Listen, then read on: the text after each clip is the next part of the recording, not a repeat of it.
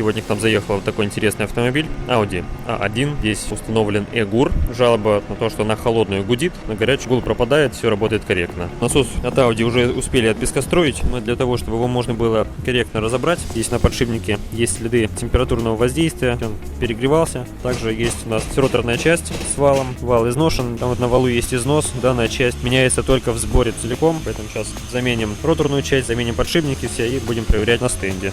Вот также подшипник он тоже будет меняться, и сальник весь дубовый, соответственно в скором времени насос бы потек просто. Заменили роторную часть, заменили подшипники, видим, все работает, уже видим показания по скорости, по нагрузке, подшипники работают корректно. Все поставили на место, залили новые жидкости, гулы, все шумы посторонние пропали. Сейчас мы с вами в этом убедимся. Усиление есть, вправо-влево, посторонних шумов, никаких гулов нет, насос работает корректно, автомобиль готов к выдаче.